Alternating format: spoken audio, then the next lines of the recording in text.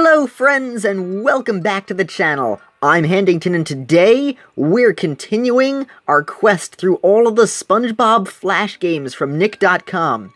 Now, this is the beginning of me having to go to other websites as I'm recording this after Nick.com has met its end. That's it, it's gone now, so we have to find all of the websites that have the games completely on their own.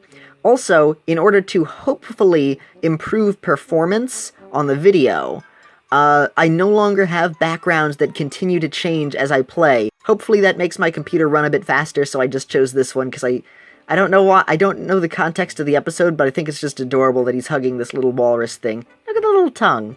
Look at the cute little tonguey tongue. Anyway, since I want to make this like a real series for the channel, I have made up this special checklist that lists all of the quality, controls, fun, and overall score of each of these games, and they're separated into two separate categories. So I'm going to try and be much more official about this as a really good series. So I have Excel here. These are the main games. They had a bit more of a budget to focus on these. And the other set is the SpongeBob's Quick Plays, which I call the SpongeBob Action 52. So these SpongeBob Quick Plays were made, and I have the reasoning here, to celebrate the 10th anniversary of SpongeBob every week back in 2009. Didn't seem like it was that long ago. It's 10 years, so far SpongeBob is 20 years old, as of me recording this. Wow. So yeah, to celebrate SpongeBob's 10th anniversary, the SpongeBob creators made mini-games every single week of 2009. Note, these games were originally called SpongeBob's New 52 because they were about 52 weeks in the year of 2009. So, there are 52, and these games are usually the ones that are they're very simple. Some of them are bad, some of them are good, and part of this is what we're going through, but we're not just gonna do the SpongeBob 52. We're also gonna do these. I don't know, are you prank-proof? I think some of these came later than when I would play as a child. But you know what? I want to get to all of these, and these are technically part of the official SpongeBob games list, so I want to get them done. So, from wherever I copied it, I have little descriptions here. I don't like them as much, so I kind of just delete them anyway. So, we're going to rate the quality, controls, fun, and overall score of a game called Cook It and Book It. Thank you all for sitting through with me. Hopefully it'll be worth it, because I like this adventure that we're going on. I just searched it, Cook It and Book It, SpongeBob. So we're going to give it a shot, and hopefully, hope that this link will work. I have not tested it yet. Now, I've actually played this game before, I remember it. It's a cute little style. I have much more to say about this. This website does not seem safe. Cartoon games with Mario here. We're gonna not go to this site. Also, I am no longer going to put the links to the games in the description. NickAsia.com. Is this the Asian Nickelodeon website? Do they still have old SpongeBob games?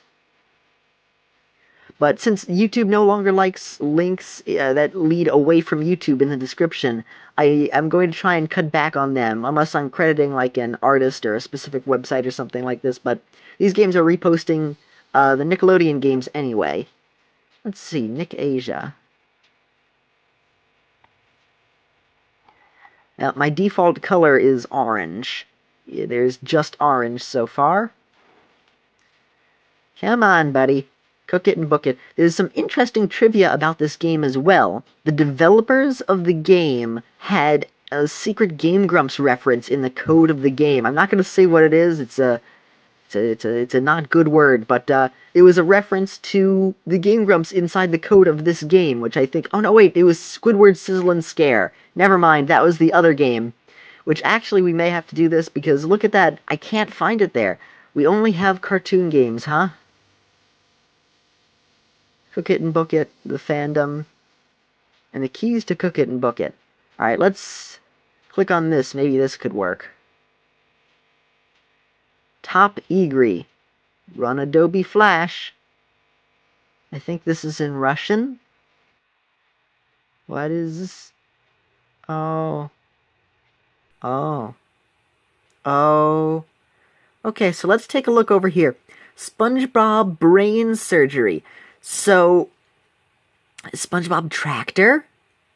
Okay. Patrick Pestman. So, okay. See, these are games that people had made. This is not a real game. This is not a real game. Remember when I talked about the Deep Sea Surgeon? These are the kinds of games that people make, and Nickelodeon made their own version of a real thing. This is not real. This is not real. This is not real. Ew, I don't want to look at that anymore. Goo Lagoon Race, this was real. This is not real, real, real. Holly, zoom in on that face.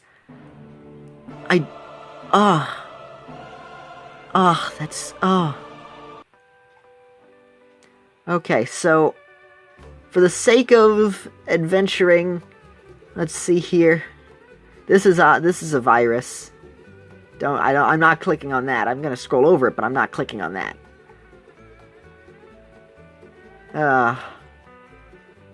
Yep, I'm gonna close that down. For the sake of science, I'm gonna click the X button on Run Adobe Flash and hope I don't get a virus?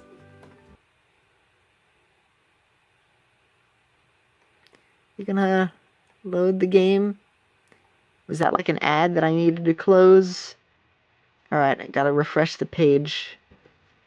I'm scared to click on Run Adobe Flash. Okay, for science. Do you want to allow Adobe Flash to run on this site? Only allow Adobe Flash on sites you trust. I don't trust this website. I don't trust this website. Don't. Only allow Adobe Flash on sites you trust. Top-gree. This game is like impossible to play. You're all coming along with me for this ride. We're gonna try and find out how to play this. I don't want a virus. I remember this game. I remember playing this game. Are those my only options? Okay. OBS is still recording it. Hello, Shoe. Run Adobe Flash. Okay. Only allow Adobe Flash on sites you trust. I don't trust you. You're gonna hack my computer? You want to allow it? Alright, antivirus program. I'm gonna trust you. Allow.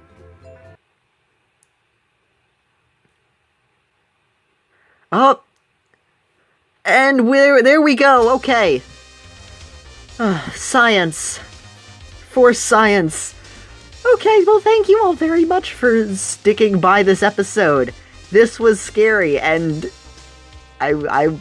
we're playing it. We're playing it now. So Holly, enter the game mode. Sorry if it's a bit stretched.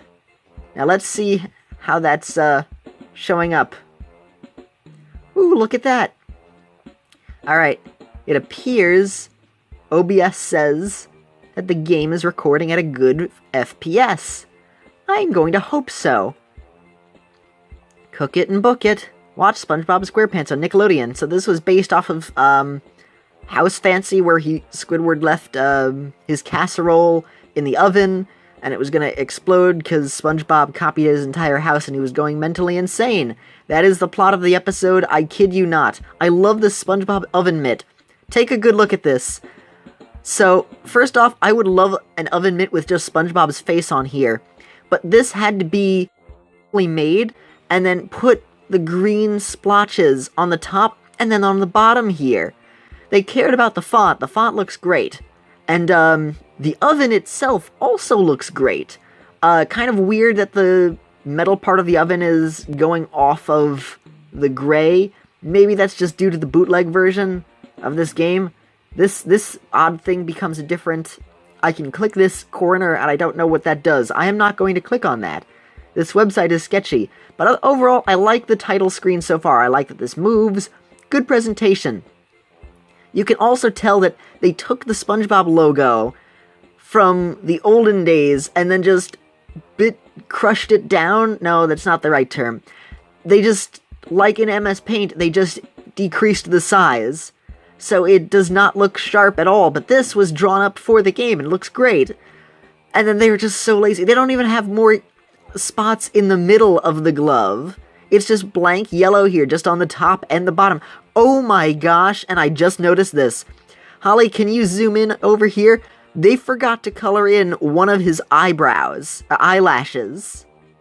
Look at that! Black, black, see-through. And then this one isn't even the correct size, it's like cut in half. What was that SpongeBob quote? Eyelashes! Yeah, it appears that he started on that eyelash coat.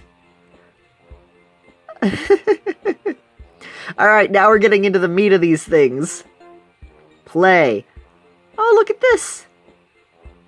Now, I like that when you scroll over it, it does a little thing. That's cute, that's charming. I don't know why it's spazzing out, and, they just stretched the image, because it's popping out of the vacuum cleaner when you look over here. It's not like it's just leaning the other direction. Watch SpongeBob SquarePants on Nickelodeon. Can't forget that under every single game. This is an advertisement if you didn't know. Help Squidward find his vacuum cleaner before his casserole in the oven burns his house down. Use the arrow keys to move. Collect the keys to open doors and search for the vacuum cleaner. Good luck. Play. Alright. Level 1. Now this is a cute presentation. Oh, I can use WASD. You know what? I'm going to go slowly and talk about the game the first time around. So we have the meter here. Every time we go to the next level, the vacuum cleaner decreases some of the time. Huh, we didn't have to exit the door. Odd. So we're going to have to walk around here as Squidward and collect every single key. And you can see how well the casserole is doing as the meter increases. And you can see this start to burn. I don't know how it unburns, but the casserole does. Now, as you have seen, as I'm just trying to get everything said, because we have a time limit here, I love how everything, it's made on a grid, but you don't actually move on the grid. You have more free motion. You can't go diagonally. You need all the keys. Oh, I forgot this. Once you get all the keys, you have to open up one of these doors. And then the doors will allow you to hopefully find the vacuum cleaner. And you just gotta be lucky to find it. So you head over here. I got lucky yet again. I want to show you not being lucky.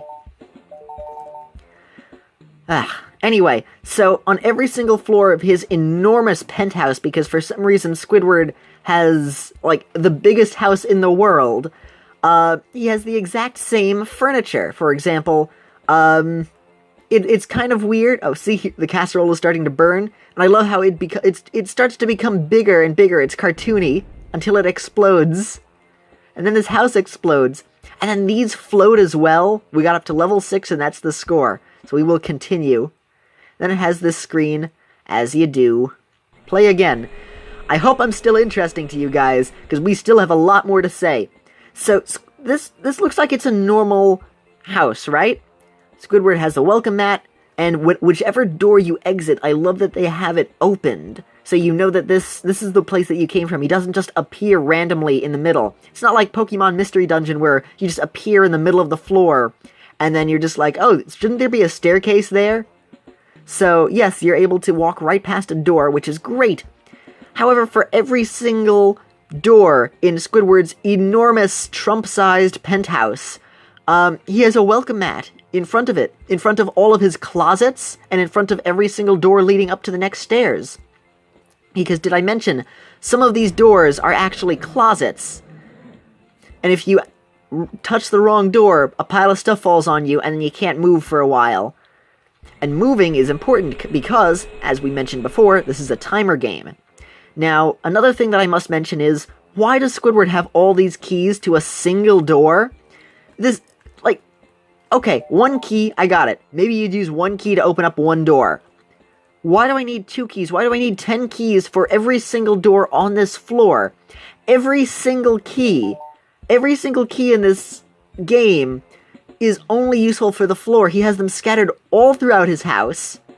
How exactly is he going to work anyway? How does he live, never being able to open up his numerous amounts of closets and one staircase upwards? And he doesn't differentiate them either. He just doesn't. He never differentiates them. Every door is exactly the same. See, now he needs 3 keys. This door requires 3 keys? Seriously, oh, look at that. And now we need 4. So for every single level you go up, you need 1 more key, which I think is nice. That's a nice little addition to help show you how it gets difficult. Oh, look, everybody is facing on top of each other. Wasn't that nice? Oh, look, Patrick is walking on Gary. Joy. There we go. So, once Squidward screams that he's upset and everything, he cannot move, but luckily this already rules out a door for us. His house has exploded numerous times. Sorry, Squiddy. I love that they drew up Squidward specifically for this game. This isn't any other animation for anything. Look at him! He's just a little nubby guy. They didn't really draw his, the bottom part of his pants. He doesn't have pants. They didn't draw the bottom part of his body, so he just has little nublets underneath his shirt, which I love. I love that! Look at him! He's just a little triangle with arms and legs, and his head looks like a Krabby Patty bun. But I love it. I love this tiny little Squidward sprite. He walks with such purpose. Look at him go! Squiddy on the move before he blows up and becomes calamari. The vacuum cleaner is a little bit louder than the rest of the game sound effects, which I find annoying. Also, the game music just continues to play. It continues to loop over and over. The same music, and it's very boring. Non-stop. Do not like this track. This is not enjoyable to listen to. But it's not the worst. There are worse songs. It can get to you. It can really get to you, but you're so focused on the game itself that it doesn't really matter too much.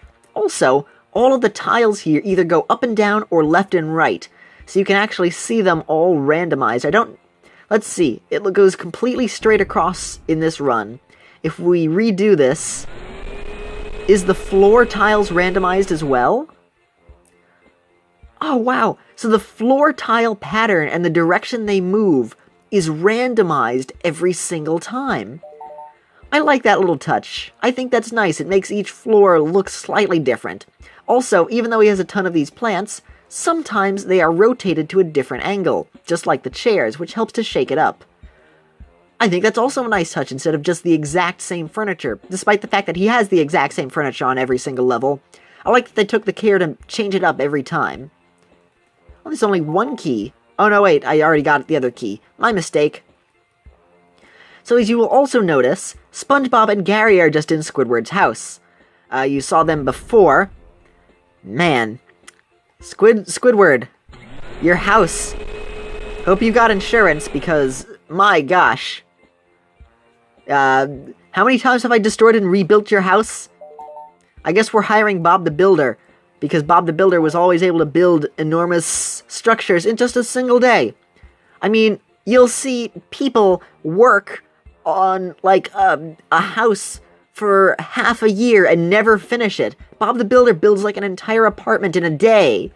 That's not possible, but I guess, you know, if you have living machines, yeah, I guess it's easier to get work done. I mean, you don't have to pay them, you don't have to work about any contracts of the sort. It's just like, move or you get scrapped, and they're like, okay, Bob.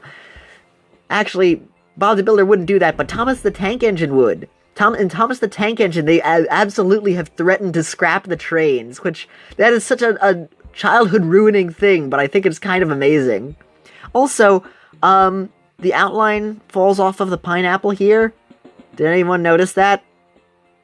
They couldn't have drawn this up. This is the same stock matte painting, but I've never seen it where the outline popped off of the pineapple before. Huh. Also, I do love that the smoke rises up from here. I love the effect that they did here with the smoke. Even though it's a continuous loop and it resets, it looks great. I love that. I love little bits of polish like that. And this is one of the better games of the Action 52. Plus, as annoyingly loud as that vacuum cleaner is, this game is addicting and a lot of fun. So let's actually play the game for once, as it's taken me forever to do. Now, it is not the best made game. There are lots of flaws, but it's not meant to be played forever, anyway. Oh no! See, that's completely random, and It's not necessarily skill that will get you through, it's just luck to see if you can win. Gary roars at Squidward because why? There's no reason why he hates Squidward now. But once he roars at him, Squidward just goes into PTSD and shock, and he just stands still. And let's see what happens when we run into Patrick. Patrick farts using a stock laughter. Let's hear the laugh again. So they just took an exact clip from one of the episodes and just played that, one of the older ones. I like it though, it's charming. Also, Patrick isn't necessarily known for fart humor, but it still fits him.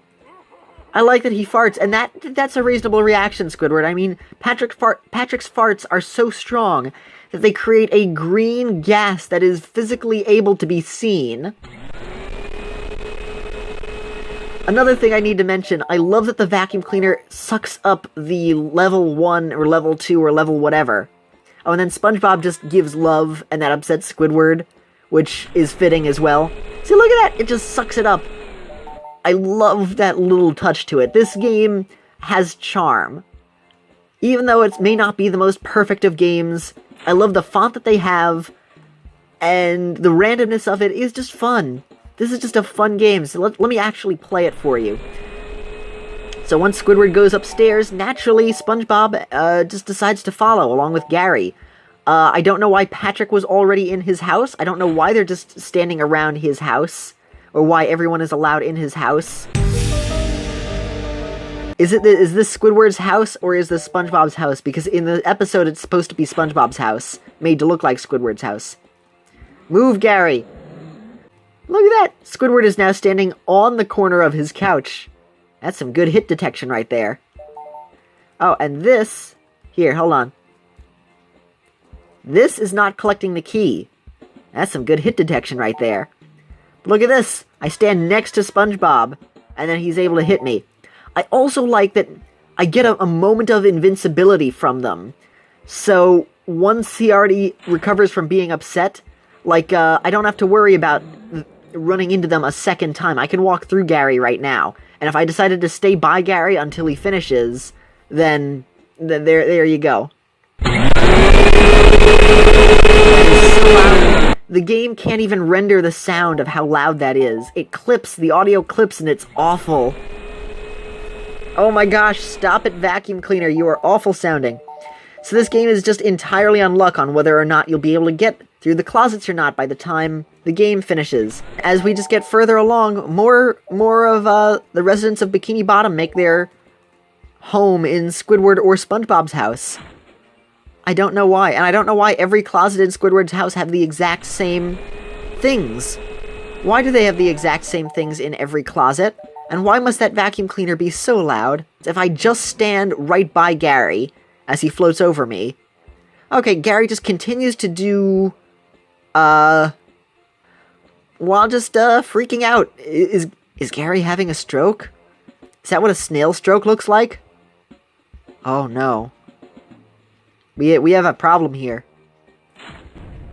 Nope, that was a closet. I was hoping I'd be able to run in there at the end. Ah, that vacuum cleaner, it is awful. It's so awful. And thank you, SpongeBob.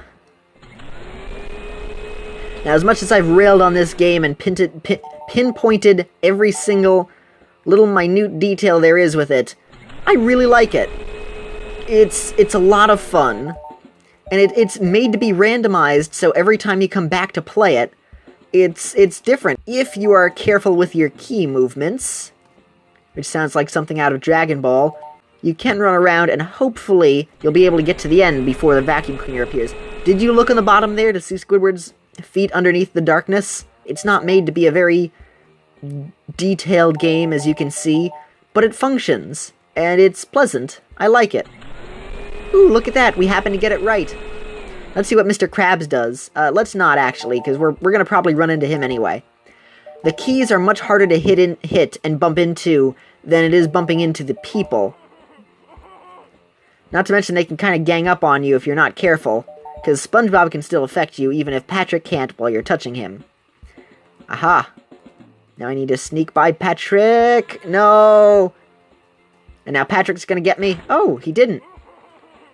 And now I got me. Alright, Mr. Krabs. Mr. Krabs just beats up Squidward. That's good. Run, run, run, run, run. Aha! I noticed you, Gary. Not getting me today. And the more keys you get, the higher the score increases. Uh-oh. It's almost gonna burst! Almost gonna burst! Yay, we got to it! This game gets fun the further along you go. Oh, and look, there's just another resident. You are my favorite. You are worth getting to this point. What are you, Fishman? Your mouth never closes. You just entered Squidward's house. Or maybe you've been a squatter and you're living in Squidward's house this whole time and he finally unlocked the door to find you there. Because I imagine everybody just follows Squidward right up as he goes upstairs and just bugs him. But I also like to imagine that the other people are just standing in Squidward's house the entire time until he gets upwards far enough. So I've never really gone very far. I think this is actually the farthest I've ever gone in the game. I don't think I've ever gone past that fish person. But this is certainly a very fun little mindless game to play. It's completely randomized, so it's a good time. I like the polish of this game. We're gonna do it one more time. One more time where we actually play the game, and I'm going to focus on trying to beat it. I ran right into SpongeBob. Okay. I take back what I said about, the hit detection, or you being safe after you touch somebody once, because sometimes it just doesn't work. So this game is still glitchy, and it is not perfect, but none of these Action 52 games are. They're all very glitchy in their own right, except for, Winter Wonderland, which is the only one I can think of as basically being perfect, and it was a personal favorite of mine. We'll get to that later. But, yeah, this is just one that I felt like playing as the next game to go, because it's a good game, despite its flaws. I love the charming look of it. I love the animation as well. All of the characters move. I love SpongeBob's feet moving as he walks around. I love Patrick moving. They animated these sprites. I don't know if they were drawn up specifically for the game or not, but a lot of these assets were drawn up directly for this game. They cared about making this, but just had a limited amount of time. I like it. I like it a lot. It's charming. It's fun, especially for a free Flash game. Look at that. He has two welcome mats with doors right next to each other. Everyone's all piling onto Squidward. I find its imperfections charming with this. They tried. They drew up all of these assets and made a SpongeBob style. Anyway, there's also no pause button on this game, which I just realized. That is a problem. There should be a pause button on this game. So, it's just very intense. Once you sit down to play it, you just gotta play it. There's no rest. What game? SpongeBob's Cook It and Book It. My sister asked me what game I was playing. Quality, I'm generous. I'm giving it a 10. They put in a lot of care. It's not perfect. But this isn't a list of the perfect games. These are just in terms of the SpongeBob quick plays themselves, which I think I will also keep to a slightly different standard than the SpongeBob main games, because despite these tiny little details, it's charming. The controls, you can't move diagonally. Sometimes you end up running into the same person over and over again, and it ends up being annoying.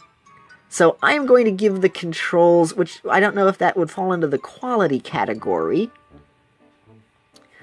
but I guess quality is just the way that the game is made and the polish. And the controls, I want to give it an 8. The controls are decent enough to move around. And I'm gonna lump in the mistakes into the controls column, where sometimes you can, like, you're supposed to avoid a character or walk into a key, and then it doesn't actually connect. You know what? Quality should go to a 9. No. I know it's stupid how the doors repeat and everything. but like they drew up all of the doors. They didn't just reuse a whole bunch of assets like in Tidy Whitey Tumble or other things. I don't know, it feels like they cared about making this game. Gosh darn it, I'm gonna be generous and give this a 10, and I'm gonna be harsh on controls and give it an 8. Fun. It's fun. It's kind of frustrating, and there's no pause button either. The fact that it is so randomized with the closets gets very frustrating. I feel like it could be more fun if the closets weren't as frequent and made you lose automatically. Because before, I didn't show it as well in here, but when I played this when I was younger, the closets were one of the worst things, because, like, I would not have the luck that I did while going through this, and I'd run into, like, every single closet before finding the door. And you'd end up losing the game to that. So, in terms of fun, it can get kind of frustrating. But it's a game that is kind of worth going back to. It's very arcadey. It's very reminiscent of, just older, simple games. And I like it. So for the fact that it was just made in a week and is still enjoyable now, I'm gonna give it a 9. This game gets a 9 out of 10. I enjoyed this much more than I remembered that I did. So, thank you for sitting through this entire thing. I really hope that I'm still able to make this series enjoyable for everybody, and there will be more episodes in the future. I definitely want to continue this. Definitely, but I believe it's that time again. If you like what I do, don't be shy to give a thumbs up. Have a pleasant day, everyone, and this is Handington, signing off. Bye!